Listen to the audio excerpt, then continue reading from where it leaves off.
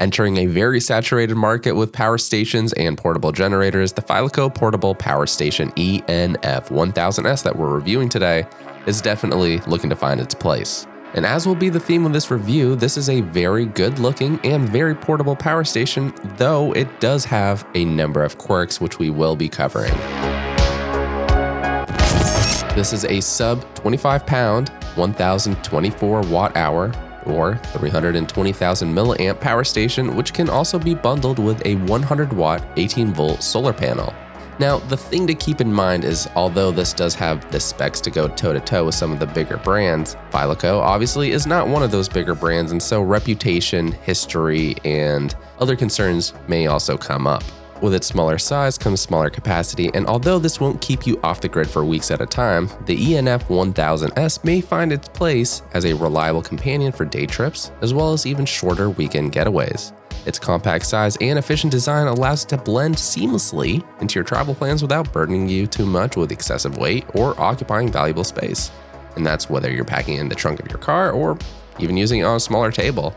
Now, if you're either familiar with them or you've done any research, you probably know that most power stations are fairly boxy looking. In contrast though, the Phyleko definitely has a very unique design where it's almost toolbox shaped. It's gray, it's small, and it looks a little bit more sleek than the typical offerings found today.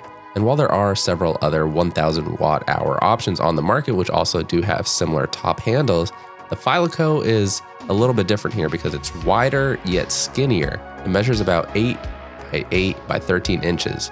You'll also find these nicely rounded edges on its top and its bottom, which help it even appear more compact. And because of this design, it's actually one of the easier power stations to actually carry around instead of just having to lug with it, banging up against your leg. That's never fun. Now, offered as well is a bundle which comes with a 100 watt 18 volt solar panel with a conversion efficiency of about 23.5%. Just as like with a lot of other brands, it's using that foldable kickstand design, and it weighs about 8 pounds. It uses a UV protected film as well as IP67 waterproof rating. One of the cooler things about this is that you don't even need to use the ENF 1000S to charge your smaller devices, as you can connect them directly to the Type-C PD 45 watt or QC 3.0 USB Type-A output. Now, as cool as that feature is though, these panels are definitely very sensitive and demanding in terms of the sunlight exposure that they require. Even the slightest shadows can significantly reduce their efficiency. There were a number of times where just barely walking in front of the panel and blocking less than, say, 1/3 of its surface area quickly had the output drop from 47 watts to just 3 watts. In fact, even though these are 100 watt solar panels, the highest output that I could record was 48 watts. With a battery capacity of 1024 watt hours, we can estimate a full charge time of roughly 22.5 hours, which is a little bit more than 5 times slower than if you were to plug into your wall directly. So realistically, this would mean you need at least 2 full days of charging in direct sunlight in order to get from fully depleted to fully charged. And so being that this device really can only last for a good weekend, bringing the solar panels with you on this trip might not make the most sense. But let's now talk about what the 1000S can actually charge reliably. It offers decent output and can charge a number of your smaller electronics for several hours at a time.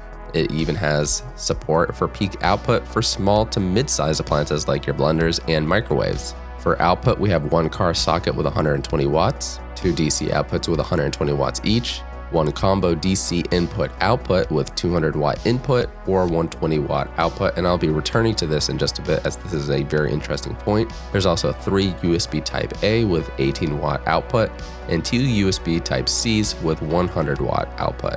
Of course, we also have the 2 AC outlets with 110 volts, 1000 watt output each. For a normal testing of mine, simulating what I would do on, say, a weekend getaway, I charged my 2 e-bikes, my iPhone, my DJI Mavic 3, and we reached a max output of about 460 watts. And in addition to this, we would still be able to charge a larger appliance if we brought one with us, say a microwave or a blender, as those usually range between 300 to 1000 watts.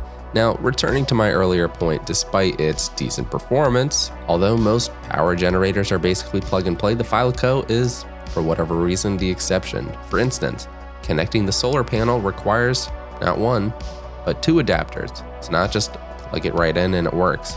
Even though this is supposed to be a first-party accessory designed specifically for this generator, it's very odd that we need to have 2 additional adapters. Now, as I alluded to, my best guess here is that this limitation is due to the manufacturer opting to use a single combo DC input-output jack, as well as perhaps the solar panel not actually being truly first-party.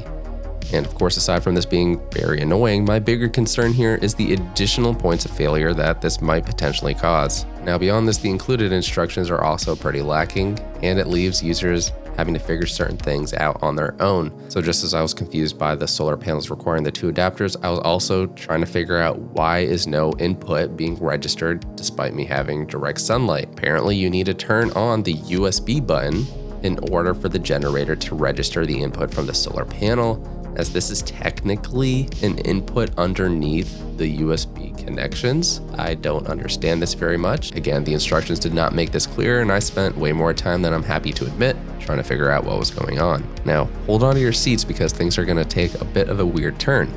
So when I first began reviewing this on Amazon, the power station on its own was listed for $699, and it had a $150 coupon, which brought the price down to $550. So let's just consider that its supposed real price. Meanwhile, the 100-watt solar panel was retailing for $170 and it had a coupon, so that brought it down to $130. I thought it was very odd at the time, but you could buy the combo of the generator and the solar panel, but that would set you back $1,399. Obviously, even without the coupons, that is way more than if you were to buy them individually. In fact, it was almost twice the price. And hey, it's editor me now. I just have to update this part of the video because the ENF 1000S keeps changing its price. Like we said, the original price was $699, but there was that coupon available, which did bring the price down to $550. And I thought that was actually a pretty good deal. And for a lot of people, they might be willing to work around some of those quirks that we've been mentioning in this video. Now that coupon is gone. Previous to this though, not only was the coupon gone, but they raised the price all the way to $12.99. So the price is significantly fluctuating, and it makes it hard to determine whether or not this is a good deal. Even though it's not necessarily the best value, the Jackery Explorer 1000 Pro has several advantages. It's got that brand history, it's got faster charging speeds, it has additional outputs. It's a little bit heavier and it might not have that same slim and convenient design with that top handle, but it's priced so close now to the 1000S that the added bulk is certainly a minor inconvenience. And for its reputation alone for getting all the other advantages that it offers, I mean, who wouldn't want to go with the Jackery instead?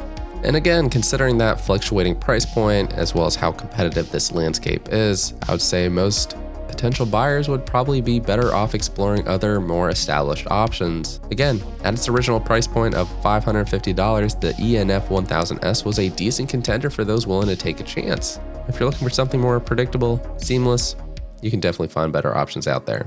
This has been Paul with MakeUseOf.com. Let us know your thoughts on this in the comments down below. And until the next one, catch you later.